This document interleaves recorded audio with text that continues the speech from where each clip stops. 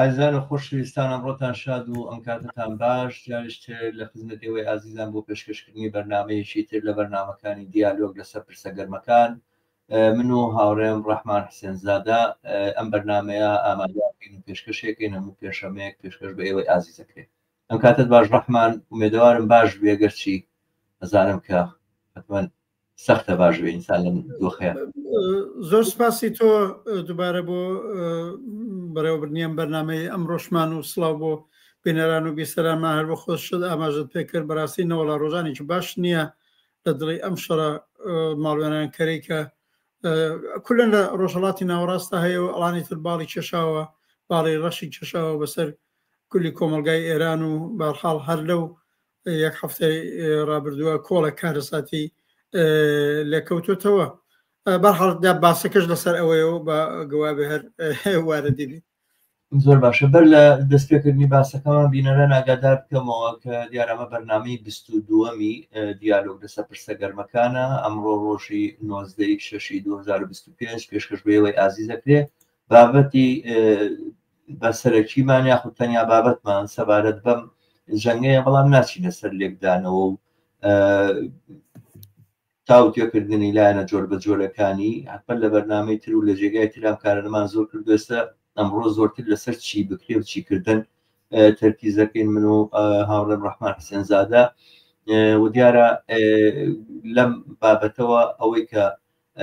دۆخەکە بەچوو گەیشتووە چی بەسەر هاتووە هەواڵەکان ئەو ئاڵوگۆڕانی کە لە ناوخۆی ئێرانە بەڕێوەیە ئەوەی کە بوو ئەوەی کە بەڕێوەیە ببێ ئەمانە بێگومان کاریگەریان هەیە لەسەر ئەوەی کە وەڵامی پرسیاری چی بکرێت بدرێتەوە بەڵام بەر لەوەی کە بچینە ناو باسەکانەوە پێم خۆشە هەموو بینەران ئاگادار کەم کە لەلایەن خۆیانەوە لینکێن بەرنمەیە تا بکرێ لە ڕێگەی سوسیال میدیاوە پەخش بکەن بڵاوی بکەنەوە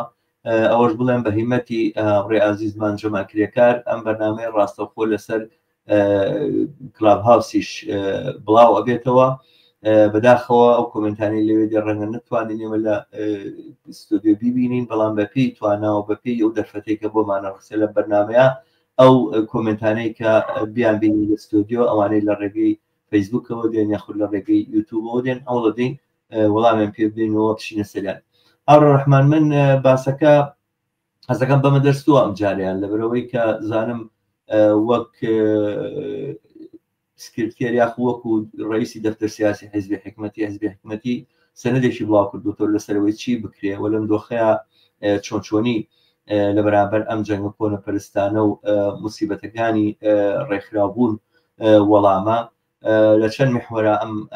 بابەتانەی باس کردووە. من پێم خۆشە سەرەتای قسە بەمە دەست ئێوە بۆی کە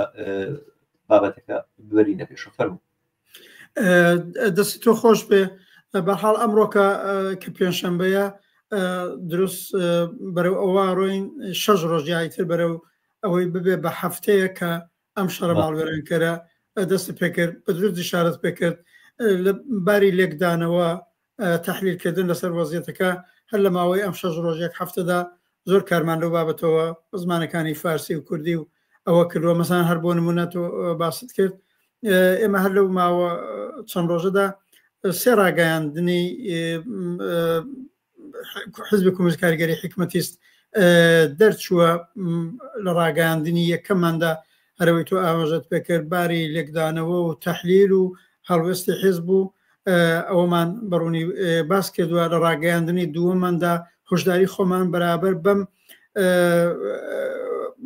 موشکباران و لە عینە حەڵا بۆمبارانە هەواییانە کە توانی ناوی بنین تەرۆریزمێکی هەوایی کە ئەساسن لەلایەن دەوڵەتی ئیسرائیلەوە کەەوە پەرەی سندووە بۆ سەر کولی کۆمەلگای ئێران و لە بەرابەریشدا جمهوری ئیسلامیش بە موشکباران هەر شوێنی ژیانی خەڵک لە بەعزێ لە شارەکانی ئیسرائیل نائەمنەکە لە بەرابەر ئەوەدا هۆشدارمانداوە و ئەم ڕاگەاندنی ئاخرمان کە بانگەوازێکە لەلایەن حزب کۆمونیست کاریگەری حکومەتیستەوە ئەمڕۆ کە دەرچووە هەر وەک تۆ ئیشارەت پێکرد زۆرتر لەسەر چیکردنێکە کە ئێستا لە دۆخێکە کە کۆمەڵانی خەڵکی ئێران بەرحاڵ بەبێ مەیلی ئێمە و ئەوان عاقبەت ئەم شەڕە ماڵوێرانکەرەدا سپاوە چکردن چکارێەوە کرێ من بەڵام با هەرەو نە بڵێم بەرحاڵ شەڕێک کە لە 13 مانگی هەفتەی ڕابردووەوە باڵی کێشاوە بەسەر کۆمەلگای ئێرانە بەڕاستی نەقشەی مشتەرەکی دەوڵەتە فاشیستیەکانی ئەمریکا و ئیسرائیل بوون. ئەمریکا جمهوری ئیسلامی زاهرەن لە گوتوێژا بوون، قرار بوو ڕۆژی شەوی جمعەیەکە و بۆمبارانانە دەستی پێکرد لەلایەن ئەرتەشی ئیسرائیلەوە، ڕۆژی یەکشەمبەکەی قرار بوو دەورێکی دیکە دانیشتنیان بۆ لە هەموو جەیەکیش خۆیان ادعایانەکە حتا جانبی ئەمریکایی کە گویا بە نەتیجە بگەن، بەڵام ویان تێکدا چونکی احتیاجیان بەو شەڕە بوو، احتیاجیان بەو شەڕەیە هەم دەوڵەتی ترامپ هەم دەوڵەتی فاشیستی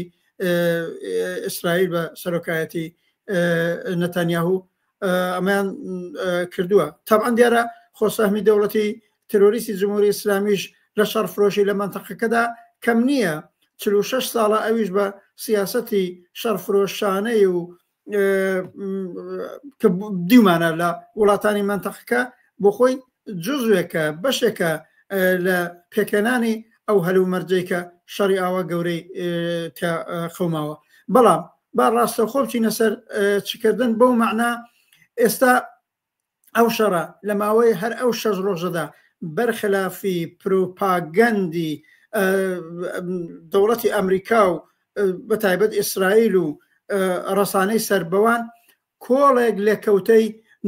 خراپی بۆسەر کۆمەلگای ئێران بووە. جارە بە ئاماری خۆیان کوژرانی خەڵکی سیویل لە ئێران و بەتایبەتیش لە دواییش بەم موشکبارانانەی کە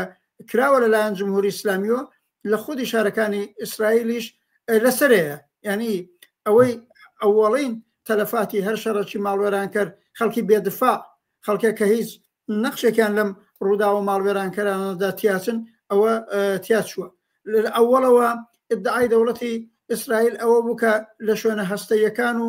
لە ماڵی نیشتەجەی سەرانی جنایەتکاری جمهوری ئیسلامیەدا 2-3 ساعتی ئەوڵ حقەتەکەوێ وا بوو عاقبەت بازە شوێنی نظامی و بەتایبەت بازە شوێنی دەست نیشان کراوی سەرکردە جنایەتکارەکانی سوپای پاسداران و ئەوە بوو بۆیەکانی هەر لە 4-5 ساعتی ئەوڵە نزیک بە 15-20 کەس لەم سەرکردانیان تیاچوو، بەڵام ئەوە هەر 4 ساعتی دەوام خواست. عینەن ئەم ئیدامەی ئەم بۆمبارانانە باڵی کێشاوە بەسەر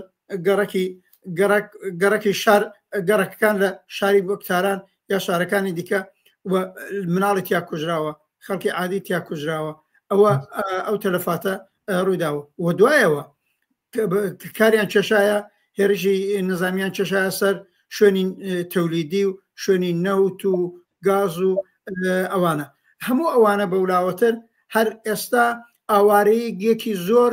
لە شاری لە پایتەختی ئەو ئێران و شاری تاران بەوجود هاتوو خەڵک ڕۆشتونێت دەرێ. ترامپی فاشیست خطاب بە شارێکی 13-14 ملیۆنی ئەڵێ ئەو شارە چۆڵکەن، ینی شۆڵێکی 13 ملیۆنی تۆ چۆڵیکەن. هەرو نەقشەیە هەرو کارەی کە دەوڵەتی فاشیست و ئەرتەشی فاشیستی ئیسرائیل لە غەزای کرد، ئەیوە لە شمالی و بچن بۆ جنوب لە جنوبی بڕۆن بۆ لای ڕەفاع بەرحاڵ کە لەوێنەش خۆخۆتە زانی ئەسەن هیچ مەرزێکیان نەپاراست. فقط لە مێشکی نەخۆشی فاشیستێکی وەک ترامیان نەتانیا و گونجێ تۆ بە شارێکی 13 ملیۆنی بڵێ بگوازەوە بەسوید و نەرویج بڵێ بڕۆن لێرە بەسوید و نەرویج داران لەقە سوید و نەرویجە بەیەکەوە چۆڵیکەن بۆ چۆڵی بکەین با ئێمە باشی بۆمبارانکەین، با ئێمە بە ئاسانی بتوانین بۆمبەکانمان بخینە خوارێ، با بەێش ئێمە بە ئاسانی بتوانین گەڕەکەەکانی ئێوە لێ بدەین، با ئێمە بە ئاسانی بتوانین ئەو شتەی پێڵەن ژێرخانی ئابووری و سوزانم حتا ئیداری لەو کۆمەلگایەدا تێکی بدەین. ئەگەر مەسەلەکان هەر شوێنە هەستەیەکان وایە خۆ شوێنە هەستەیەکان دیاری کراون ڕۆشنن ئەزانن لە وێنەشیان داوە خودی هەرچەنەوە ژەبێ بە بەهانە بە دەزەم ڕژیمی کۆنەپەرستی ئیسلامیەوە هەر ئێستا فەزایەکی تۆقااندن بەسەر خودی کۆمەلگای ئێرانەدا سەپاوە. هەر ئێستا و ئەمڕۆ ئەم لەحزەی من و تۆ قساکەین هەموو پەیوەندیەکی ئینترنێتی لەگەڵ کۆمەلگای ئێران قەتع بووە. هەر ئێستا بۆ چەند ساعەتە بەشێکی زۆری ئێمەی کە خەڵکی کۆمەلگای ئێرانی و لە دەرێن و کەس و کارمان لەوێنە بۆ 5 ساعت و 6 ساعتە خەبەرمان نییە ئەم خەڵکە دۆستمان ئاشنامان ڕۆژنامان لە تاران و لەو شارانەی کە ئەکەونە بەر هێرش چی بەسەریان هاتووە و ئەبینین بازداشتکردنەکان دەستگیرکردنەکان دەست پێکردو تۆماس ساڵحی کە کەسێکی زۆر ناسرایەوە هەمووتان ئەیناسن هەر ئەم دوانی ئۆڕۆیە خستویانەتەوە زیندان و چ بەسە ئەم قەتەکردنی ئینترنێتە ئەم بێ ارتباطیە لە داخل لە خدمەت ئەوەدا بێ جمهوری ئیسلامیش ئەمە بکا بە فرسەت کۆڵک هەر کەسێک پێی وابێ ناڕازی بە سیاسەتی جمهوری ئیسلامی بگرە جا ئەمە ئاسەوارەکەیەتی من با لەم بینەدا تۆش مداخلەیە بکەیت لە بەرابەر ئەوەی کۆمەلگا کرێکاران خەڵکی زەحمەتکێش ژنان ئازادی خوازان بەرابەر بە نەهامەتەکانی ئەم شەڕە بەرابەر بە کارەساتەکانی چۆن دەبێ بکەین و چی بکەین بانگەوازی ئەمڕۆی ئێمە حزبی کۆمونیست کارگەری حکومەتیست لەسەر 4 خاڵی سەرەکی پێداگری کردووە و پێم خۆشە لە ئیدامی قسەکەی بڵێم با یەک شتێکیشی بڵێم ئێمە لە لەگدەوانەکانمانە لە ڕۆژی ئەوڵە و زووتریش وتمانە شەڕ ڕاستە و خۆ لە دژی قازانج و بەرژەوەندی کرێکار و خەڵکی زەحمەتکێشی ئەو وڵاتەیەوە کە خۆی نیشانەدا هەر بە جمهوری ئیسلامی ناوەستێتەوە وتمانە ڕاستە و خۆ لە دژی ڕەوتی خەباتکارانەیە لە دەزی بزوتنەوە کۆمەڵایەتەکانە لە دژی بزوتنەوەی کراکاریە لە دژی مزاهرەکانە لە دژی ئێوە شاهدن زۆرە لە بینەران و بیسەرانیشمان شاهدن مەسەرەن بە هەفتەی پێش دەست پێکردنی ئەم شەڕە ڕۆژ نەبوو لە خیابانەکانی تاران و کرماشان و مەشەد و ئیسفەهان و شیراز و سنە و بۆکان و ئەوانە سی شار مانگرتنی کامیونەکان بوو ماگرتنی هەرەوە یعنی تۆ لە ماوەی لە 5-6 ساڵی 10 ساڵی ڕابردووە بەڕاستی ڕۆژ نەبوو تۆ عاقبەت خەبەری مزاهرات خەبەری اعتصاب خەبەری تەحەسن خەبەری بەرحاڵ کۆبوونەوەی لەبەر ئەم ئیدارەیە ئەو ئیدارەی دەوڵەتی یاهی خانەنشینان یاهی پەرستاران هێنی مامۆستایان یا اعتصاب لەکرەکان دەی بۆ ئاگاداری ئێوە لە ماوەی ئەم 6 ڕۆژەی ئەو شەڕە ڕووداوە یەک مزاهرە ڕووی نەداوە یەک خانەنشین یا نەمان بیستووە خەبەری اعتصابێ منێکە وەک فاکتێک بیڵم ڕەنگە وەک فاکتێک منێکە ئەڵانسەر نووسەری نەشریەی کۆمونیستی هەفتەیەکی حزبەکەمانم هەر هەفتەیە 2 تا 3 وەرەق 3 لاپەڕی ئەو جەریدەمان اختصاسە درێ بە هەواڵی خەباتی کرێکاری و جەماوەری بۆ ئەوەڵ جارە ئەم شەوکە قەرارە ئەو جەریدە بەسین یەک خەبەر لەو بابەتەوە وجودی نییە ئەوە ئاسەواری شەڕە لەسەر خەباتی کرێکاری و جەماوەری ئەساسەن بەرابەر بە جمهوری ئیسلامی ئەوە خزمەتە بە جمهوری ئیسلامی شەڕەکە ئیسرائیل و ئەمریکا لەوێنە ناویانەتەوە باشبوو لە ئیدامەیەچینە سەر ئەو 4 خاڵە ئەسڵیەی کە ئێمە دەستنیشانمان کردووە بۆ بربەرەکانی لەگەڵم ئاسەواری شەڕ زۆر باشنا و خاڵانەی کە باست کردنە ڕەحمەت کاری ئاسان کرد بۆی کەوا خاڵی یەکەم باسکە منە لەوەنە بڵێم ئەم بابەتی کاریگەری سلبیەی جەنگ لەسەر ناڕزایەکانی خەڵکو ئەمانە زۆر ئاشکرا و ڕوونە ینی تەنانەت جۆرێ بە جۆر لە جۆرەکان ناڕزاییەکانی دوای بڵێن تا کۆتایی هاتنی ئەم جەنگ کە دەست پێکاتەوە ئەوانە لەو خاڵەوە دەست پێ ناکاتەوە کە جەنگەکە دەستی پێکردو زۆر ئەچێتە دواوە زۆر بەرەو پاش ئەڕاتەوە زۆر ئێمە ئەزمونمان هەیە لە عێراق و لە کوردستانە ئەزمونمان هەیە ڕاستە بۆ نمونە ئێمە جوڵانەوەی شورایی لە کوردستانی عێراق سەرنجامی شکستی دەوڵەتی عێراق لە شەڕا دەستی پێکردووانە بەڵام هەر ئەو دەم ئەمانزانی کە فەزاکە بە گشتی فەزایشی کۆنەپەرستان و دواکەوتوانەیە و ئەو تەوەقوعی کە خەڵک لە ئایندەی خۆی هەبوو ئەوانە زۆر خێرا تەبدیل بوو بە ئاوارەی تەبدیل بوو بە ژیانێکی نائەمن و نالەبار تەبدیل بوو بە جۆرەها کێشەی ئەوانە ئەزمونونەکانی سووریا ئەزمموی لیبیا ئەزمموی یەمەن ئەزمموی جێگانە نیشانمانەدا کە وەختێک دەسەڵاتێکی دیاری کرا و لە وڵاتێکی دیاری کراوە بە شەڕ کۆتایی پێدێ ئەوانە هیچ ئەنجامێکی باشی ناوێ ینی نەک ئەم ڕۆژانەکە ئاوایە تەنانەت خودی ئەم شەڕە ئەگەر ببێتە هۆی ڕووخاندنی جمهوری ئیسلامیش ئەمە ئەنەرژیەکی زۆرە من ناڵێن تەواو هەموو شتێک لە دەستەچێوانە کۆتاییە بەڵام ئەنەرژیەکی زۆر زیاتری پێویستە قوربانی زۆر زیاتری پێویستە لەوەی کە ئەگەر شەڕەکە نەبوایەوە بیتوانایەکە جمهوری ئیسلامی ڕاکێشێتە پای چاڵنج و هەڕەشەکردن لە دەسەڵاتەکەی هەر ئەمڕۆ ئەمە واقعیەتێکە تەوان ئاوارەکان گەیشتونەوەی کە من ئێستا لە دوای هەواڵا بینیم ئاوارەکانی ئێران گەیشتونەتە ئەرمینیا ئەستا لەواچێ سنووری کرد بێتەوە پەنابەرانی ئێران گەیشتونەتە ئەرمینیا و مچین لە ڕۆژەکانی داهاتووە تر مەسلەی پەنابەری ئێرانیش بۆ وڵاتەکانی دەوروبرە بێتە دیاردەیەک بەم شێوازە کە ئێوەش ئاماژەتان پێدام کە قەتعکردنی ئەنتەرنێتە بەڕاستی فرسە دەکاتەوە بۆ دەستی جمهوری ئیسلامی کە تا ئێستا نێتوانی لە ئاز ناڕزاییەکانە دەست بەرێ بۆ ئەو نمونانەی لە ناڕزایی و لە ڕابەرانی ئەم حرەکەتانە پەلامارە داوە یەک بە یەک ممکنە ئەوانە تەنانەت ئەعدام کە منوازانم دوێنێ کەسێک ئەعدام کراوە لەلایەن جمهوری ئیسلامیەوە کەسێک لەوانە کە ئۆپۆزیسیۆنی جمهوری ئیسلامی وانە لەلایەن جمهوری ئیسلامی ئەعدام کرا بەرحاڵ خاڵێک لەو خاوانەی کە لەینەکە هەیە لە بابەتەکە هەیە باسکردنە لەسەر ئەوەی کە تەوەهومەکان و ئەو جۆرە بڵێن جەنگە تەبلیغاتی جەنگە ئایدۆلۆژیەش لە بەرامبەریا بوەستینەوە یعنی یەکەمین خاڵ لەو سەنەدایە کە ئێوە ئاماژەتان پێکرد کە چی بکرێ وەستانەوەیە بەرامبەر بەو جەنگە تەبلیغاتی جەنگە ئایدۆلۆژی کە ئەخرێتە سەر خەڵک لە دوو لایەنەوە لەلایەن جمهوری ئیسلامیەوە کە نیشتیمانە پارێزین و دوو داکۆچی لە گەل و نیشتیمانەکەین وەم تەبلیغاتە شی تاوانەی کە کەس هیچ باوەڕی پێ ناکاتەوەوانە و لە لایەکی تری شەوە تەبلیغاتی ناسیۆنالیستەکان دام و دەستگا گوایە ئۆپۆزیسیۆنەکانی جمهوری ئیسلامی کە لە فرسەتێکی ئاوا گەڕێن گوایە چۆن ئۆپۆزیسیۆنی عێراقی بە سواری دەبابە هات و لە ساڵی 2023 دەسەڵاتی گرتووانەوان ژیانە بە سواری فڕۆکەکانی ئیسرائیل و بڵین چەک و تفاقی دەوڵەتی ئەمریکا ئەوانە بڕژێنە ناو ئێرانەوە گوایە دام و دەستگای دەسەڵات لە ئێرانە بەدەستەوە بگرن و ممکنە نەک ئەو جەردەی کە لە عێراقا هەیە زۆر لەوە نالەبارتریش لە ئێرانە بخۆقێتەوە بە قەومەوە لە باشترین حاڵەت هەوە لە باشترین سیناریۆی تر تێکچوونی بالودۆخەکەی هەڵوەشانی بالودۆخەکەی بە یەکجاری دووبارە بوونەوەی لیبیایەکی تر و یەمەنێکی تر و سووریایەکی ترەوە دەربەدەربوونی زیاتری ئەو خەڵکەیە ئێمە لێرە ئێستا قسە لەسەر 20 میلیۆن و 30 میلیۆن و ئەوانە ناکەین قسە لەسەر 92 میلیۆن ئینسانە لە ئێرانە ژی قسە لەسەر ئەم هەموو دام و دەستگا ئەمنی سەربازی جمهوری ئیسلامی ئێرانە کە بە ملیاردەها دۆلاریان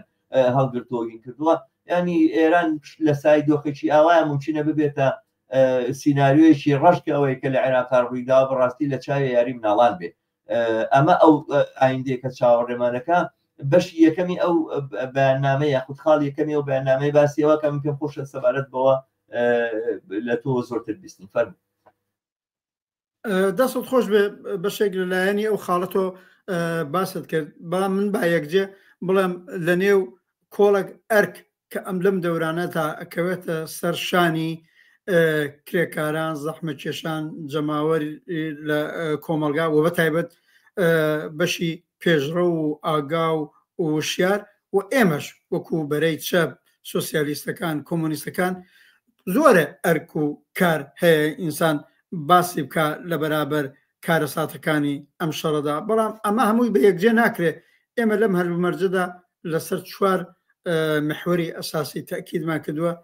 سەردێڕی هەر چوار خاڵەکە باسەکەم و ئەگەڕێمەوە سەر ئەم پرسیارێتەوە یەکیان هەرەوەی وە ئێوە ئیشارەتان بن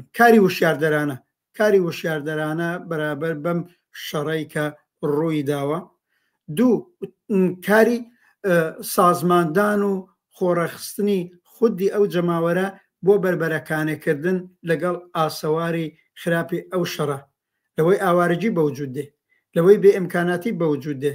لەوەی بە دەرەجەیەک شیرازەی ژیانی عادی لە گەڕەکەکان و لە شارەکانە تێگەچێ لەوەی خەڵکی بە تایبەت فەقیر و مەحروم و بێبەش زۆری لەم دەورانەدا کاروانش لە دەسەدان لەوانەیە هەر لەژێر فشاری فەقیری و بێ ئیمکاناتیە خۆیان و خانەوادەیان ژیانیان تێکچێت لەوەدا باسمان لە ئەوەی کە دەبێت کاری ڕێک خەرانە و سازماندراوانە بۆ کۆمەککردنی جەماوەر بە یەکتری خەڵک بە یەکتری بە تایبەت دەمە تەجروبەکەی لە زمانی وەختێ زەرزەلە ڕوویداوە وەختێ مەسەلەن دەورەی کۆرۆنا لە ساڵی 2019 و 2020 بەوجوتە نەهاتایەک دروست بوون یا کومیتەهایەک دروست بوون بە نێوی کومیتەی یاری گەیاندن بە یەکتری کۆمەک گەیاندن بە یەکتری یان نەهاتهای هەمیاری لەسەرەوە تەکیدمان کردووە وەکو کاری ڕێکخراو بۆ بەربەرەکانی لەگەڵ ئەم وەزیەتە بەشێکی دیکە هەمومان ئەزانین لە کاتی پێکاتنی شەڕ عاقبەت نائەمنی بەوجود دێ لە شارەکانە لە گەڕەکەکانە لە جادەکانە لە هاتوچۆی بینی ئەم شار بۆ ئەو شارە لە ئاست کۆمەلگاکەدا نائەمنی بەوجود دێ و بە تایبەت خودی دەم و دەستگای سەرکوتگەری جمهوری ئیسلامی و هێزە نظامیەکان بۆ خۆیان بەشێکن لە دروستکردنی نائەمنی نەگەوەی لەو بابەتەوە کۆمەک بکەن باسمان لەوە کردووە چه مکانیزمە بەکار ببرێ و چۆن واحد و گروپی پێکێنانی ئەمنیەت بۆ خەڵکی شار بۆ خەڵکی گەڕاک لەو بابەتەوە پێک بێ خاڵێکی دیکە لە ئاخرا باسمان تاکیدمان لەسەرەوە کردووە ئەوی ژۆیە ئەم شەڕە درێژە بچێشێ و گورزی قورستری نظامی لە جمهوری ئیسلامی بکەوێ بە تۆری واقعی لاوااسترە بێ زەعیفترە بێ هەرستا بە دەرەجەیە بووە ڕەنگە لە زۆر شوێن لە زۆر شار لە زۆر منتەقە لە زۆر گەڕاک واقعەتەکۆی کۆنتترۆلی جمهوری ئیسلامی بەسەر وەزاکەیە کۆنتترۆلی نەمێنێ دەی بۆ ئەوەی تبدیل نەبێ بە حاڵەتێکی ئانارشی و هەرکە بۆ خۆی لێستاوە بێ بەرەی پێشڕەوی ئەو کۆمەلگایە هەڵسوڕاوانی کرێکاری هەڵسوڕاوانی خەباتی جەماوەری سۆسیالیستەکان کۆمونیستەکان ئیسانە ئازادی خوازەکان لە گەڕەکەکان لە شارەکە مشوری بخۆن ڕێگا چارە پەیدا بکەین وەزێکی واک بەوجودات لە دەورەیەکە بۆشاییەکی بەڕێوەبرنی ئیدارەی ئومور و چرخاندنی ژیانی عادی بەوجودات بە چییە بێ پڕکرێتەوە لەوێدا وتمانە لێستاوە بێ فکری بۆ بکرێ مشۆر بخۆرێ و تەبان ئێمە پێشنیادمانەوەیە عاقبەت لە کاتی وادا لە هەر گەڕەکە و لە هەر شاراکرێ شوراکان پێک بن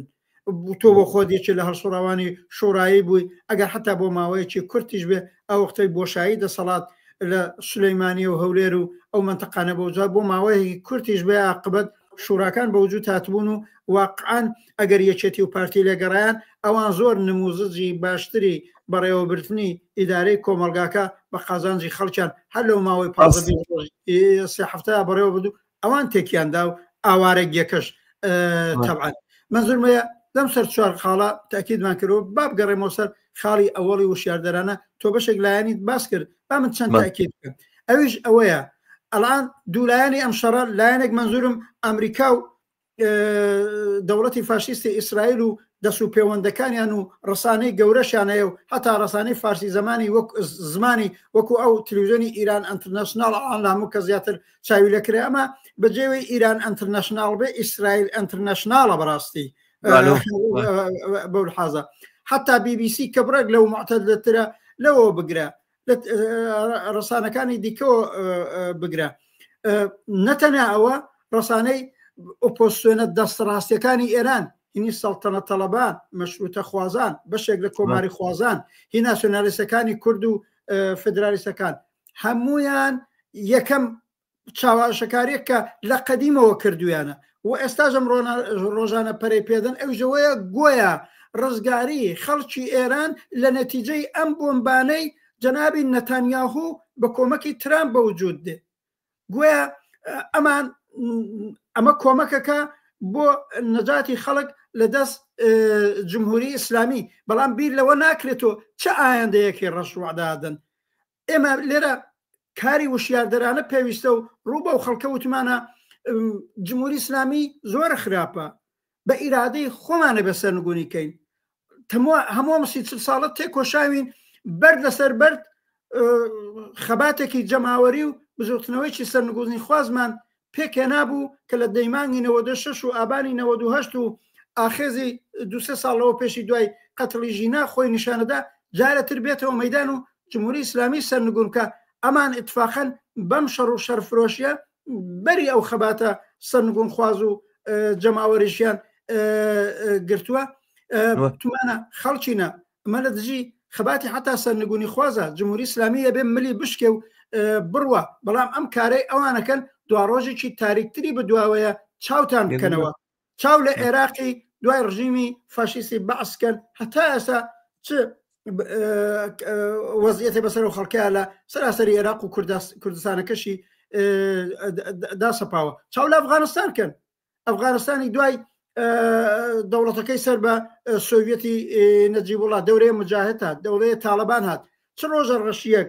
بەسەر کۆمەڵانی ئەو خەڵکە لەژێر چەتری تاالبان و پێش ئەوان مجاهدە چاو لە سووریەکەن کە 12 ساڵە چۆن نقمی شەڕ و کوشتار بۆ ئێستا ژاقبەت دایش ناچار بوون هەردوو ئەو وڵاتە کە باسییانە کە ئەفغانستانیش و سووریاژەوە تەسلیمی تیرۆریستەکانیان کرد ئەستا جەنابی ترامپ تەوقی دیداریشی کرد لەگەڵ جەولانی ترۆریست و یەک دوو مانگی دیکەش دەچێت میوان یەبێ لە کۆشکی سپێکەی تەمەشای لیبیکەن ئەمە ئەو ئایندەیە نەبووە کە 46 ساڵە لیبی بازاری کۆیلەی تیادانراوە هاوڕە ڕەحمان بازاری کۆیلە لە لیبلام لیبیای ئێستا کۆیلا وەفرۆشی ئەمە بەداهاتی ئەمە داهاتوویەکە کە سەڵتەنەت تەڵەبەکان ئەمە داهاتوویەکە کە ناسیۆنالیستەکان ئەمە داهاتوویەکە کە فدرالیستەکان وعدەیەدەن بۆیە لە قەدیم و تا ئێستاش لە دژی بوون وتمانە کۆمەڵانی خەڵک ئەوەی وا پیاڵین کاری و شێردەرانە ئەبێ ئەوە بکەین وە خۆشبەختانە ئەو سیاسەتەی ئێمەی چەپ و کۆمۆنیستەکان و بەخۆشیەوە بەشێکی زۆر لە هێزە چەپ و کۆمۆنیستەکانی ئێران هەر کەسە بە هەر تەکیدی جیاوازێک کۆبی بێ لە دژی ئەم شەڕن ئەم شەڕیان پێ کۆنە پەرستانەیە ئەم شەڕیان پێ دژی خەڵکیە تەوهمێک لەو بابەتەوە نییە و خوازیاری ڕاوەستانی فەوری ئەم شەڕە بوون بەتایبەت زۆرێک نەهاد و ڕێکخراو لە نێو خودی کۆمەلگای ئێرانەوە لە سندیکای کرێکارانی واحد و چەندین سندیگا و تەشەکولی دیکە کە اتحادی ئازاد و چەندین تەشەکولی دیکە بوون لە مامۆستایانەوە بگرە حتا لە نووسەرانەوە بگرە زۆرێک ئەوانە لەبەرەی جەماوەرن لەبەرەی خەڵکن ئەقبل لە نێو خۆی ئێرانەوە ڕاگەیاندن و هەڵوەسی حتا زیندانە سیاسەکان ئەوانەی لەژێر چنگی ڕەشی جمهوری ئیسلامیان لە دەرونی سلولەکانی زیندان و نامەدە نووسن ئەڵێ نەمە دژی ئەو شەڕی چونکی ئەزانن عاقبەت چ کارە ساتێکی بۆ داهاتووی ئێرانە بێ ئەمە تەرەفێکێتی ئەبێ کاری وشاردەرانەی لەسەر بکرێ و ئەوەی تۆ باس کرد وەهم دروست نەکرێ وەهم بەوەی کە گوۆیە ئەمریکای ترامپ و نەتانیاهوی فاشیست نەجاتدەری خەڵکی ئێرانە بن مەگەر کۆمەڵانی خەڵک نابینن ئەڵانەوە بۆ 19 مانگە دەوڵەتی فاشیستی ئیسرائیل چ دۆزەخێکی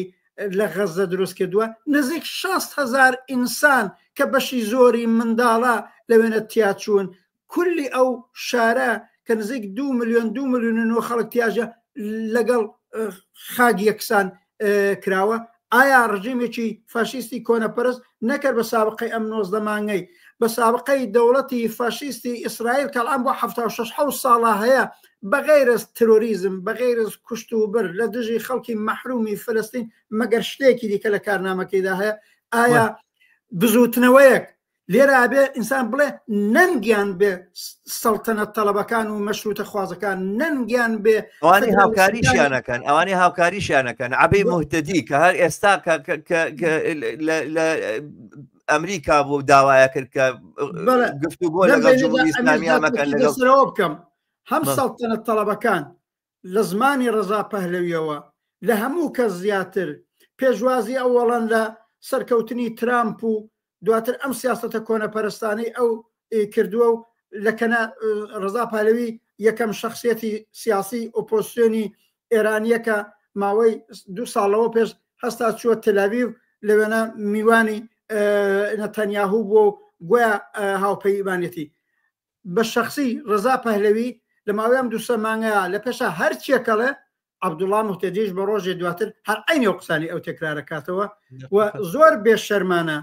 دروست وەختی دروستکردنی ئەم شەڕە هەر وەک تۆ ئیشارەت پێکرد یەکێ وەک عەبدوڵڵا موهتەدی ئەگەر بەشێک بێت لە فدرالیستە کۆنەپەرستەکانی کۆمەلگای کوردستان هەستاوە چۆتە واشنگتن لێی ئەپرسن بۆ هاتوویەتە واشنگتن ئەڵێ بۆەوە هاتووم قەدردانی بکەم لە پرێزیدنت ترامپ چونکی فشاری خستۆتە سەر دەوڵەتی جمهوری ئیسلامی ئەوە لە کاتێکایە هەر ئەو وەختە ترامپ فشاری هەمەلایەنەی خستۆتە سەر هەموو پەنابەرانێک لە ئەبعادی 10 ملیۆن و 11 ملیۆن لە خودی لۆس ئانجلس و شارەکانی ئەمریکا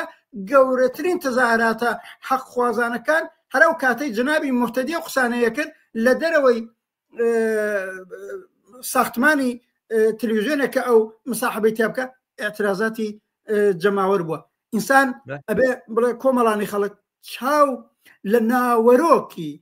لە ڕادە بەدەر کۆنە پەرستانەی سیاسەتی ڕەزا پەهلەویەکان و سەڵتەنەت تەڵەبان فدرالیستەکان و ئەمسالی عەبدوڵڵا موحتەدی کەن جا بۆیە بێ وشیاردەری بکرێ ئەوانە تەرەفی مقابلشی با من ئەمەش بۆش تەکمیلی بکەم تەرەفی مقابل با من ئەو قسەیە بکەم مەزانێکی کورد دەڵێ ئەڵێ تیری گول عاشق بەداری ژق نەبووتە فاشست بۆ لای فاشستە چێ هاوڕێ ڕەحمان عەبدوڵڵای موحتەدی زۆر دەمێکە ئێمە وتومانە فاشستە فەڵانژە و ئەمڕۆ ئیترەوە ئەوە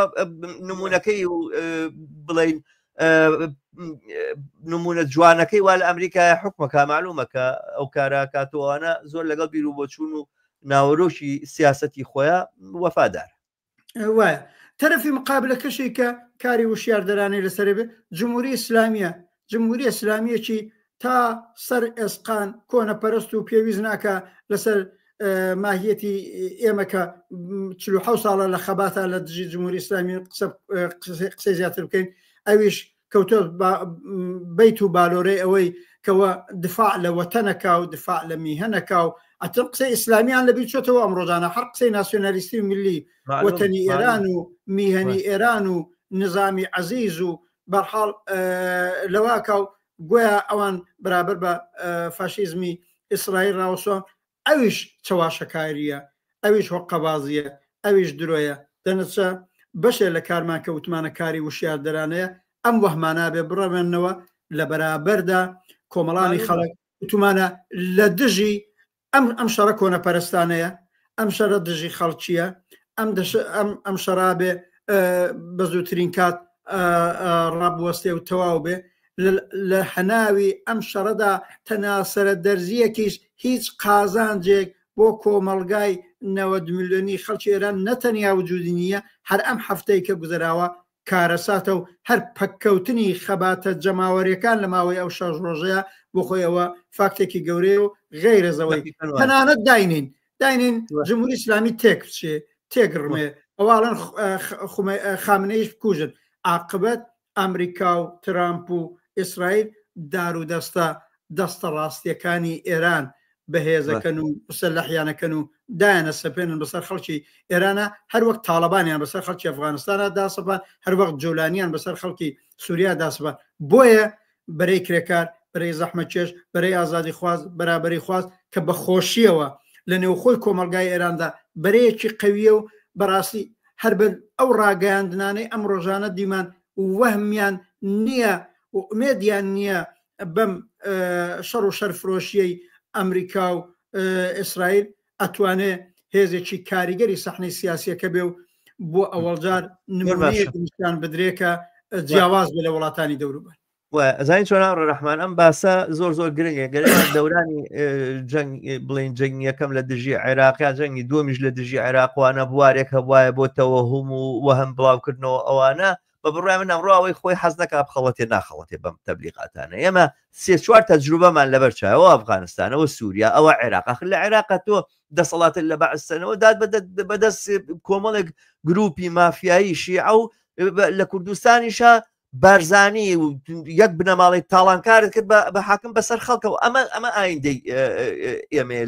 لە عێراقە کەسێک ئێستا خۆی حەزی لێ نەبێ بە بخەڵەتێ خۆی نەوێ بخەڵەتێ ناخەڵەتێ بەم تەبلیغاتانە ئەوانەی ئەمڕۆ پێیان وایە کە تەنها ڕێگەی ڕزگاری بۆمبەکان و ساروخەکان و ئەو کوشتارەیەکە ئیسرائیلی کات و ئەمریکای کات و ئەوانە خۆیان لە هەمان معدەنی ئیسرائیل و ئەمریکان وەک ئەوان فاشستن و ئەوانەشی ئێستا بەشێکن کە خۆیان گوایە بە چەپ بزانن پێیان وایە کە ئەمریکا سبەینێ هات لەبەرەوەی چەکداریان باشێ و دیران هەیە لانی کەم لە کوردستانە بواریان پێک بۆ کاتەوە ئەوانە زۆر لەوە دڵنیابن زۆر لەوە دڵنیابن بە هەر معنایەک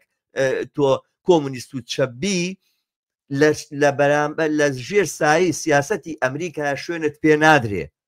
ئەگەر دۆخێک دروست بۆ ئەوانە قەسەدیان کردو بە هاوکاری خۆیانەوانە سەرباری پاشخانەکەی ئەمە لە ئێرانە دووبارە نابێتەوە بەرزانیەکتان بۆیە نەکەن بە پاشا بەسەرتانەوە هەمووتانەکەن بە نۆکەری ئەم حەقیقەتەدان لەبیر بێ ئەمڕۆ ڕۆژی 19/6/2025 ئەم ڕاستیە کە ئەیڵێن بۆ داهاتوو لەبیرتان بێ ئێوە ئەبن بە نۆکەری ئەوانەی کە وەکو بەرزانین وەکو بەرزانی تاڵانکارن وەکو بەرزانی دوژمن بە خەڵکی کوردستانن وەکو بەرزانی تەنها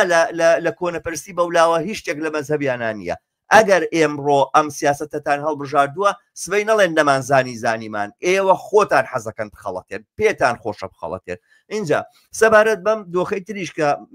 هاور ڕەحمان تۆ باست کرد ئەم ڕۆشنگەریە کە ئەم دۆخە دۆخێکی ئاوانیە بەڕاستی مەسلەیەکی گرنگە کاچێتە سەر خاڵەکانی تریش ئەگەر ئێمە پێمان وابێ دۆخێکی شۆڕژێرانە لەم هەلوو مەرجەیە ئەخۆڵکێ چکە خۆش بەرجنی هەموو شەڕێک سەرنجامەکەی ببێ بە دۆخێکی کۆنەپەرستانە شەڕ لە رووسایە کە تزار تێگەشتیەوەوانە بێ بەهۆی شۆڕشی ئۆکتۆبەر بەڵام شتینی کارگەر ئامادەیە ڕێکخراوی خۆی ئامادە کردووە حیزبی لە مەیدانایە و شوراکان پێگەێنێتەوەوانە و پێشتریش تەجروبە ئەزمموی شۆڕشێکی تری دیوە تزاری تا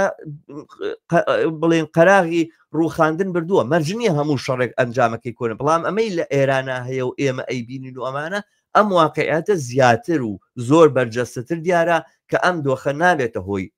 لەبەرەوە من وا ئەزانم خەڵکانێک کە پێیان وایە ئێستا وەختی شورا دروستکردنەوە بڕۆن دەسەڵات بەدەستەوە بگرن و ئەمانە بەبێ ئەوەی قسە بکەن لە چه پرۆسەیە کە ئەم خەڵکە بتوانێت خۆی ڕێکخراو کاتوانە پێیان وایە کە هەلومەرجێکی شۆڕژێرانە هاتۆتە پێشەوە ئەوانە یا ئەوە تا دەنگی بۆمبیان گوێ لێ نەبووە یا بە حیاتی ساروخیان بەلایەن نەتەقیوە یا شەڕیان نەدیوە یا نازانە شۆڕژیانی چی یەشێک لەم دوانەیە ناکرێ ئەم دوانە بەیەکەوە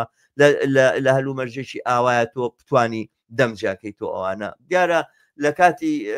ئەو کێشانەی کە بەسەر ئەفغانستان و عێراق و سووریای هاتوون ئەمانەی کە باسی شۆڕشەکەن ئێستا و کاتە لە خەوا بوون خەویان لێکەوت واگیان لێنە بۆ بۆی ئەماناڵێن لەبەرەوە باسکردن لە ڕێکخراوبوون کە یەشێک لە بڵین عنوان و ناونیشانی ئەم پەیامی حیزبی کۆمونیستی کارگەری حکمەتیە هەیە قسە لەسەر جۆرێک لە ڕێکخراوبوونەکە من پێم خۆشە لەو بابەتانەوە تەوزیحات دەفەرموو اتفاقا ئەم هەلومەرجی سیاسی کۆمەڵگای ئێران پێش دەستپێکردنی ئەم شەڕە مەدەکی زۆر جێگای ئومێد و حتا بە دەرەجەیەک شۆڕەژێرانەی پێوە بوو ڕەنگە بە هەفتەیەکی ئینسان نەڵێ کولەنی تفەدای شۆڕەژێران تێکسێ بەڵام هەرە و هەفتە هەر بۆ فاکتانەی هێنامەوە ئەو نیشانانە کە نیشانەی هەلومەرجێکی خەباتکارانە و شۆڕەژێرانە بوو کە ئەعتساباتی کاریگەری بوو حرەکەتی جەماوەری بوو خوێندکاران بوو هی بازنشستەکان و هینی ئەوانە بوو لەم هەفتەدا تەواو کەپ کراوەتەوە هیوادارم تا ئەسەر وانەمێنێت دەرنەچە ئەم هەلومەرجە اتفاقاً ئەگەر ئاوا درێژە بکێشێ ئەو هەلومەرجە شۆڕەجێرانەی کە دوای ئاخێزی دوای قەتڵی ژینا ئەمینی بەوجودات ئەوە تەواوە خەتە پەراوێزەوە و ئێمە حەولمانەوەیە بەربەم هەلومەرجە کۆنەپەرستانە زیاتر بژیرێ بەڵام ئێستا لە بەرابەر ئەو نەهامەتیانەی کەم شەڕێدای سەپانووە علاوە بەر ئەو کاری وشیاردرانە بەشێکی ئەوەیە هەرستا ئەبینین ئەخبارەکە ئەبینین لە تەلەڤیزیۆنەوە بینین مەسەلەن دەرەجەیەک لە شیرازەی ژیانی خەڵک تێک چووە هەرستا بینین گرانی ێزگا زۆری کردووە نانەواخانە لە جێگای خۆی کار ناکە لە شۆر شوێ لە نەچێ ئەم بۆمبارانە ئاو تەقیوەتەوە و ئیمکاناتەکە لە دەست خەڵکانەماوە بانک حتا بە دروستی کار ناکە ئاوارەگەی بە تایبەت لە شاری تاران و زۆرێک شوێنی دیکە دەستی پێکردەوە تۆ باست کرد بۆ ئەرمەنستان و بۆ ئەو جێگایانش کێشاویە هەموو ئەمانە یانی چی یعنی خەڵکی بێدەرەتان تر کردووە تازە ئەوانەی ئیمکاناتێکیانەیە دەستیان بە دەمیانەگا لە ماڵە سیارەیەکیانەیە توانە گوابێ ماڵەکان لێرە بەجێ بێڵن هەستن بچنە شارێکی دیکە ئەی ئەو بە ملیۆن ها خەڵکی کرێکار و زەحمەت کێشەی کە نە ئیمکانی سەفەری هەیە نە زەخیرەیەکی هەیە نە پوڵ پەسەندازێکی هەیە لەم هەلومەرجە کەشت بە دوو بەرابەر و سێ بەرابەر و چوار بەرابەر گرانتر بۆتەوە چی بەسەردێ لێرەدایە بەشێکی دیکەی قسەی ئێمە بەخۆشیەوە بە تایبەت زەمینەکەشی لە ناو خەڵکە زۆرە ئێمە ئەوڵین لەم فەزار ڕەشەی کە لەم 6 ڕۆژە دروستکەوە شتێکی ئومێدبەخشەوەیڵە خەڵک زۆر بەدەمیەکەون زۆر یارمەتی یەکەگەن زۆر دەستی یەکتری ئەگرن یعنی ئەو ڕۆحیەی هاوپشتی هاوبەستەگی کۆمەک بۆ یەکتر ناردن کە لە زۆر جاری دیکەش ئەوە دیومانە لە کۆمەلگای ئێرانە ئەوە زۆر پەرەی گرتووە هەر لەو سەر ئەو ئەساسەیاڵینجا ئەم ڕۆحی هاوچارەنووسی ئینسانی کۆمەکردن بە یەکتری ئەما بێ سازماندراو بێ ئەما بێ ڕێکخراو بێ ئەوە دای بنێ ئەم هەلوو مەرجە زیاتر دەوام پەیداکە بۆیە تاکیدمان لەسەر هەر تەجروبەکانی پێشوو کردووە تومانە کۆمەڵانی خەڵک لە سەتی گەڕەکەکان لە سەتی شارەکان حتا لە شوێن کارخانە و مەرکەزە کرێکارەکان لە نێو خۆتانە پەیوەندی و ڕابطەی خۆتان محکەمتر بکەن شەبەکەی هاوپشتی و کۆمەک ناردن بۆ کۆمەککردنی یەکتری محکەمتر بکەن کومیتە و نەهادی کۆمەککردن بە یەک یا هەمیاری بە خەڵکی فەقیر و هەژار و لێ قەومام زیاترکەن ئاگاتان لە هەموو ئەو مەحروم و بەژمەینەتانە بێ کە لە شارەکەتانە و لە گەڕەکەکەتانە هەیە و لەوانەیە بەشێک بێ ئیمکانات داکەوتوێتن بچنە سوراغیان نێڵن تیابچن لەم وەزیەتەدا ڕۆحیەی هاوبەشتی و ئینسانیتان بە ڕێکخراوبوون بە سازماندراوبوون لە شەبەکە هاوپشتیەکان لە تۆڕە هاوپشتیەکانە لە ڕێکخراوە کۆمەگرەسانی فریاکەوتنەکانە یا کۆمەگرەسانیەکانە من ئەمێ تەرجمەی لە فارسیەکەیەوە بۆ کوردیەکەشی کۆمەکگەیاندن لەوانە پەرەی پێ بدەن سازماندراویکەن و ئەمە بکەنە هەوێنی هاوپشتی و هاوبەستگێکی زیاتر لە دەرونی خۆشتانە بۆ کاری گەورەتریش کە لە ئایندەدا احتیاجتان پێی ئەبێ لەم بابەتەوە بەدەم ئاوارەکانەوە بن لە پەنای خۆتان جێگاو ڕێگایان بۆ بکەنەوە بریندار و زەخمی و ئەوە هەیە بە دوای عیلاجیانەوە بن و زۆر کاری دیکە ئەمە خاڵێکی دیکەیە کە ئەمە ئێش و ئازاری ئەم خەڵکە لەژێر ئەم فشارەدا کەمەکاتەوە خاڵی سێوەمێکە ئەویش زۆر گرینگە ئەویش باسمان کرد نائەمنی هەرستا بەوجود هاتووە هەرستا بۆ ئاگاداریتان ئێمە ئابیسین لە سەفەرکردنی بینی شارەکانە بە دەرەجێگە و ئەمنیانە بەوجود هاتووە بەشێک خودی دار و دەستەی جمهوری ئیسلامی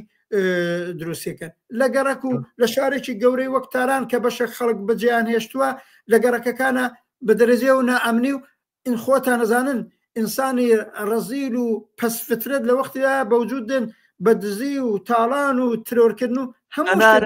دەسوپێوەنەکانی ڕژێم خۆیان ئەو کاراکەن دەسوپێوەنەکانی ڕژێم زۆر باش هەرچیوانی کە پیانەڵێن نۆکەری ڕژێم وامانە لەم دەردێمەوە ئەزمونانەمان هەیە بۆیە ڕوومان کردوتە لاوان بە تایبەت لاوان و کۆمەڵانی خەڵکو و بە تایبەت لاوان بچوو کوڕ ئەو تیم و گروپ و واحدی ئەمان دروستکەن ئەمنیەتی خەڵکی گەڕەکەکە و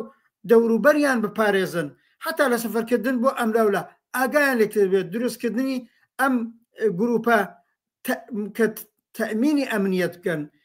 ئەم گروپانەی کە گروپی ئەمان کۆتۆ بۆ خۆت ئەزانی حتا لە تەجروبەی دوای ڕوخانی سەدام حوسێن ئێمە وەکو هاوڕیانی ئێمە کۆمونیستەکان لە بەغدا ئەوانە دەورێک لەونە واحدانیان دروست کرد حتا ئێمە بۆ خۆمان وەکو حزبی کۆمونیست کارگەری حکومەتیست باسمان لە دروستکردنی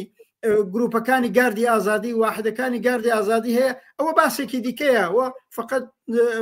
بەڵام ئێمەلان بە عامتر بە گشتی تر پێمان وایە بۆ تەزمینی ئەمنیەت ئەبێ ئەم گروپانە دروست بکرێن و هیوادارم بیکەن و ئاخرین قسەشمانەوە بووە باخوا ئەم هەلوو مەرجە ئەم شەڕێکە داسەپاوە نەخوازیاری کرێکار و زەحمەتکێش و بەرەی چەپ و ئازادی خوازی کۆمەلگای ئێران بووە بەڵام خارج لە ئیرادەی ئێمە داسەپاوە و لەم نێوەشدا جمهوری ئیسلامیش گورزی نظامی ئەخوا تیا لاوازە بێ وەکو دەورەی شەڕ و ئێران و عێراق نییە حتاگە گورزی نظامیش خوا بەڵام جەماوەر لە پشتی بن نا ئەم جارە بەخۆشیەوە جەماوەر فریوی جمهوری ئیسلامی ناخۆن و لە کەراریشی نابن و دیفاع لە جمهوری ئیسلامیش نەکەن دەنە چەم ڕژیمە زەعیفترە بێ هەر بە کوژرانی تەدادە لەم سەرکردە جنایەتکارانە ئان زەعیفتر بووە هیچ دەرنەتیجە ئەو ئیمکانە هەیە لە زۆر شوێن کۆنتترۆلی جمهوری ئیسلامی بەسەر گەڕک بەسەر شار بەسەر ئەم منتەقەیە ئەو منتەقەوە بەتایبەت من لێرە بڵام بەرنامەکان زۆرتر ڕووی لە بینەر و بیسەری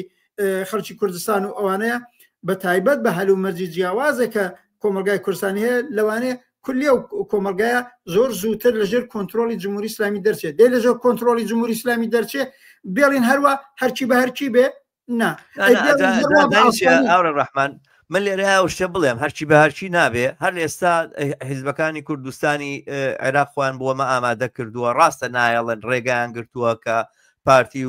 پارتی و بێچێتی ڕێگەیان گردووە کە حیزبەکانی کوردستان بەرەو سنوور نزیک بنەوە ئەوانە بەڵام زۆر باش ئامادەیان کردوون چەکداریان کردوون بەشێک لەوانەی کە زۆر ڕاستەوخۆ نۆکەری بنەماڵەی بەرزانی نەسە پڕچە کراون و ئامادە کراون و ئەوانە بەیانی دوو بەیانەکەونە گیانی خەڵک ئەوانیە مەسەلەن فەزایە کە چۆڵە بێتەوەوانە زۆر خێرا بە ئەم هێزانە پڕەکرێتەوە بەو ئەندازەی کە خەڵکی کارگەر و زەحمەت چێش خۆی ڕێخستووە لەو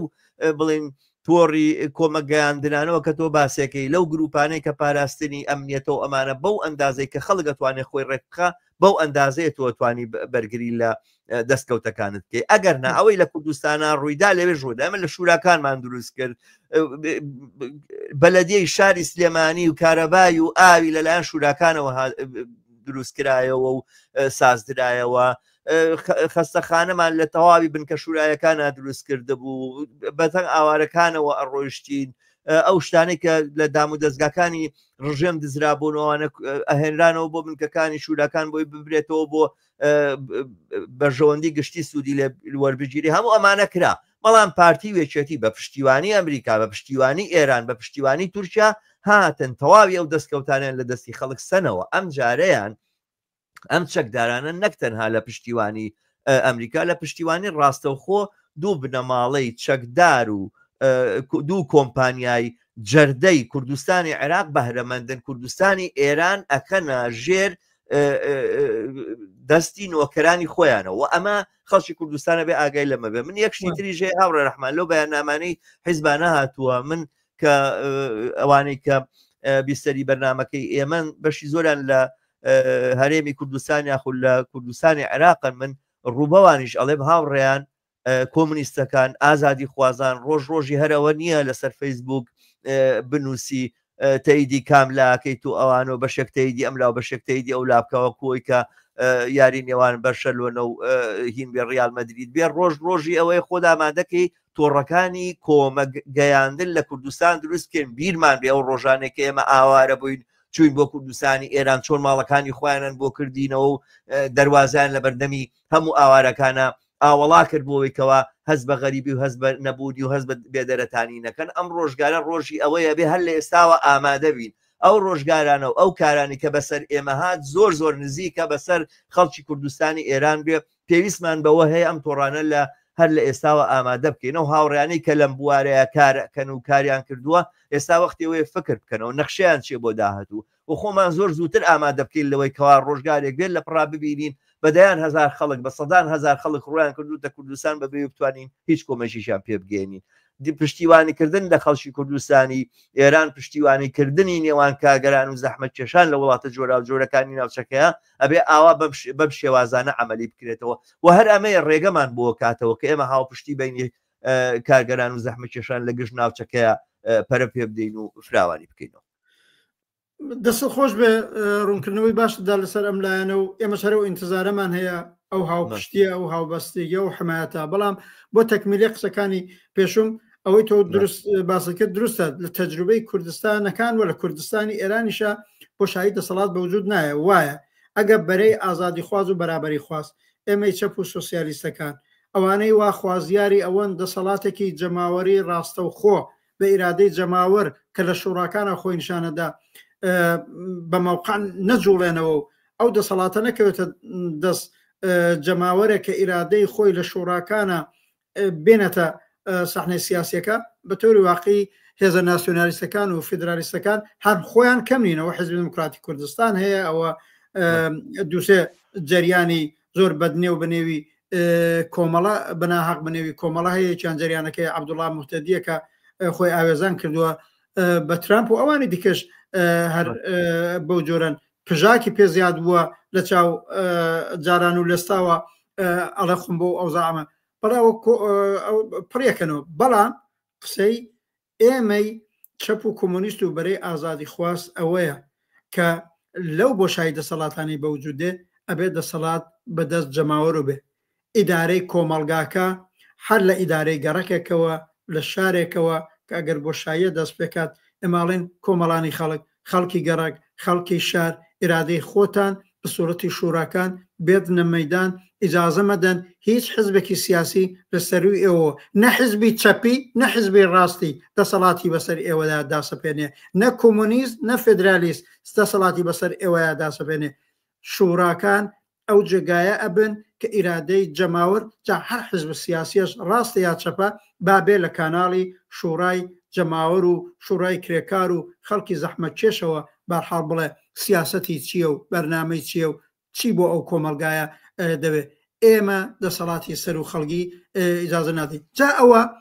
لەم بۆشایی دەسەڵاتە لەم بۆشایی ئیداری ئومورە بەوجودێ ئەگەر هەر ئالێستاوە فکری بۆ نەکرێتەوە لەلایەن پێشڕەوانەوە هەڵسوڕاوانەوە لە داخل ئیتر درەنگە ئەڵین خۆتان ئامادەکەن هەر تەجربەی کوردستانی ژنابێت لە بەرچاو بگەیت سەراسەری ئێران بەداخەوە ئەو تەجربەی کە لە کوردستانی ئێران تەجربە کرا دوای ساڵی 79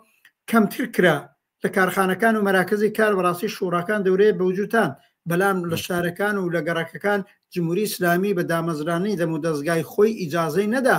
شوڕای جەماوەری و ئەوانە بەوجود بێ لەوێ منزومێ لەوانەیە و هەرچی بە هەرچی بەوجود بێ هەرچەند لەوێژ ئەو فەرقە هەیە جمهوری ئیسلامی ئەگە تێگەڕمێ و بە قەولی فارسی فرو بپاشێ اتفاقاً هەر ئەم دار و دەستە زەبەلاحە نظامی کە بنەوی سوپای پاسداران و بەسیج و کومیتە و حراست و ئەرتەش و ئەوە دروستکە هەر خودیوانیش بن بە چەند دەستە و چەند هەر دار و دەستەیەکی مەسەلەح عاقبەت خۆیانەکەن بە نوێنەری قەومێک مەزهەبێک واقعەتەکەوە وەکو ڕەشید دوستمەکەی ئەفغانستانی تر تا زمانێ دەوڵەتەکەی سەر بە سۆڤێت لەسەر کار بوو گویا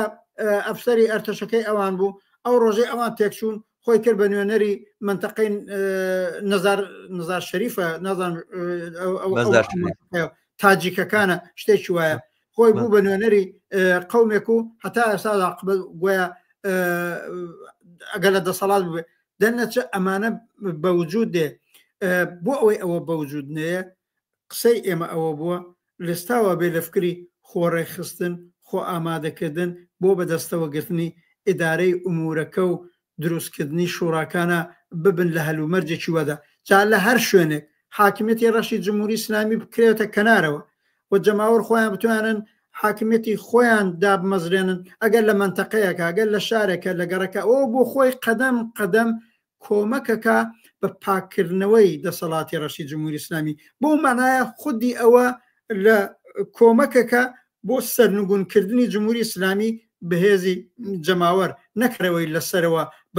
بە بۆمبەکانی ئیسرائیل و ئەمریکا و بە هاوکاری کۆنەپەرستانی وەکو سەڵتەنەت تەڵەب و ناسیۆنالیست ئێمە ئەم چەند خاڵەمان پێم وایە لەم هەلومەرجە ناهەموارەدا ڕەچاوکردنی ئەم خاڵانەی کە ئەمڕۆ من تۆ لێرە قسەمان لەسەر کرد لەلایەن هەڵسوڕاوانە و ئێمەش بۆ خۆمان بەش بە حاڵی خۆمان وەکو حیزبی کۆمونیست کاریگەری حکمەتیست و هەڵسوڕاوانمان فعالینمان سمپاتەکانمان لە داخل پەیگیریەکەین لەگەڵ هێزە چەپ و کۆمونیستەکانی دیکە باسیەکەین حەولە دەین ئەمە ببێتە ڕەوتێکی جێگیر لە دڵی ئەم هەلومەرجە نابەرابرەدا بۆی ئەم دەورە نالەبارە بە شێوەیەکی کەم دەردسەرتر کەم ئێش و ئازارتر بنێنە پشت سەریەک ئەمە پوختەی قسەی منە لەو بابەتەوە ئەزانم دۆستان عزیزان کامنتیان نووسیوە سوالیان مەترا کردووە هاوڕە شەماڵ من پێشم کوتی من ئەمڕۆ بەداخەوە کاتەکەم بڕێک سنووردارە ئەتوانم تا 5 دقە 6 دقەی دیکە لە قسەر بۆ تۆ بێ ئەوم پرسیارێکی ئەم هاوڕێیان هاتووە کە ناوی کەیوانە داواکاڵێ بۆچی لە بری ئەنەرژی خۆتان بۆ سەرف ناکەن کە چەپەکان یەک خەن و ئەوانە ئەو پرسیارەش هاتووە کاڵێ وەزیفەی جەران و حیزب کۆمونیستەکان چێ بە حەقەت تۆ سەبارەت بە وەزیفەکان قسەت کرد دیارە هاوڕێ محەممەد عوزێری لە ئەوڵەوە لەگەڵ نەبووە بەڵام ئەوانی تر کۆمنتن ینی بە جۆرەکە ئەم پرسیاریان ئەگەر ئەوەیە لەگەڵ چەپەکانە بۆ هاوکاری ناکەم وەڵامیشی کورتی چەند هاوڕەکەیوان پرسیاری کردووە هاوڕەکەیوان هاوڕە محەممەد هاوڕە هەژیر نازانم هاورە عزیز ئابێت هەموو ئەوانە کە لێرە حضوریان هەیە سڵاوم بۆیان هەیە ئاوڕێ حسێن مەستا حسێن بەڵێ بەڵا حاورە حسێن باحاڵ هەر کەسێ دیکە من هەمویانم لە جواب بە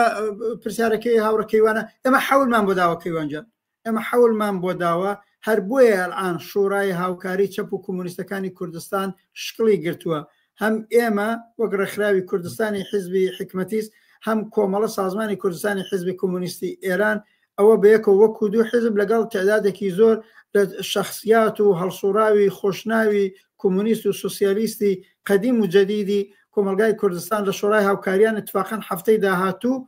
یعنی 8 ڕۆژتر 9 ڕۆژتر کۆنفرانسی سێوەمەکەی لەم هەلومەرجە حساسەدا بەرپاکە و پێش بە حاڵی خۆشم لەوێنە شرکەتی تیاکەم ئێمە حەولمان داوە بەڵام ئیتر ئایا هێز و گروپی دیکە هەن خۆیان بە چەپ بزانن ئەبێ ئەوان جواب دەنەوە بۆ نایەن بەو شوڕای هاوکاریە بەڵام بەمەرجێ پلاتفۆرم و سیاست و مەوازینی ئەو شوڕای هاوکاریە قبولکەن مەسەلەن بۆ نمونە جریانی چەپەیوبان نەویشی بڵم جریانەکەی تحتی مەسئولیەتی سەیبراهیمی عەلیزادە ئەو ئەساسەن لەگەڵ جریاناتی فدرالیست و ناسیۆنالیست بەرنامەی تێکەڵا خۆی لە چەپەکان دوور خستۆتۆ لەم لاولا کەسیان هەیەڵێن علاقەمەندی لەگەڵ شوڕای هاوکاریش هاوکاری بکەین من قسەکەم وەیە کاکەگیان لەسەر دوو سندڵی ناتوانانی دانیشی تو یا لە بەرەی چەپی یا لە بەرەی ڕاستی جریانی چەپی تحتی مەسئولیەتی ئیبراهیمی عەلیزادە دقیقاً خۆ کەیوان باشە زانێ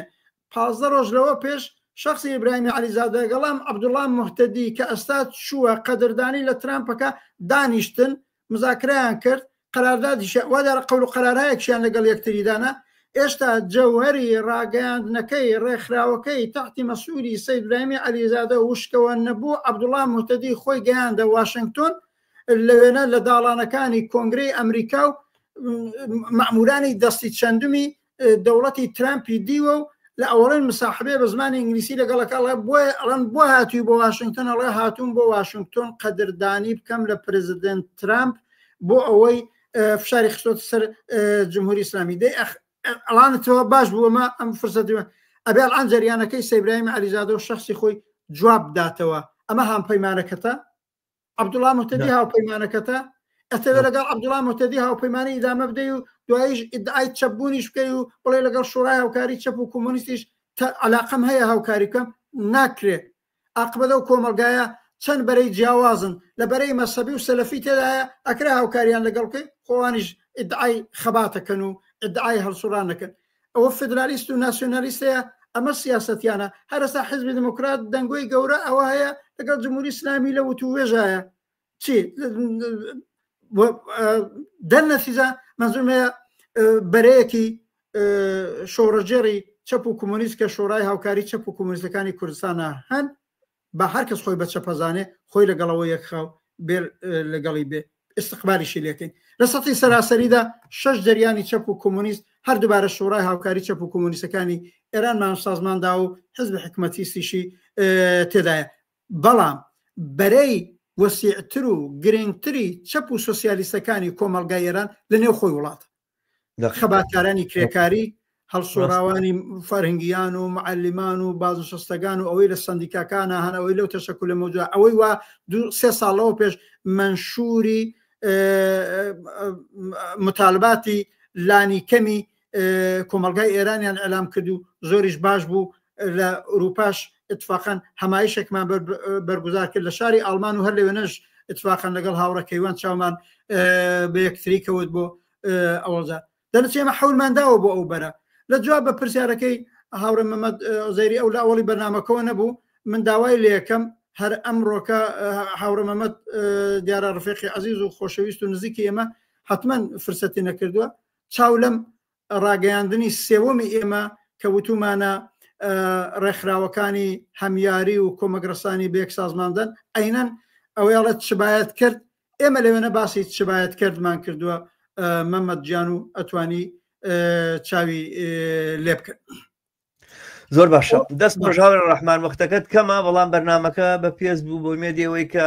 بینەرانمان کە تا ئێستا لەگەڵمان بوون دەستیان خۆش بە سوپاسیانەکەین ئەم بەرنامەیە زۆرتر و زیاتر بڵاو بکەنەوە تا ئێستاژەگەر نەتان کردووە کەناڵی هیوا لەسەر یوتیوب سبسکرایب بکەن و بە دۆست و ئاشنانی خۆتانی بناسیێنن دەست خۆش دووبارە هاوڕێ ڕەحمان کاتێکی خۆشە هەبێ زانم کە مەشغوڵی سەرقاڵی بالەوە زۆر سپاسی تۆش و بینەر و بیسەر.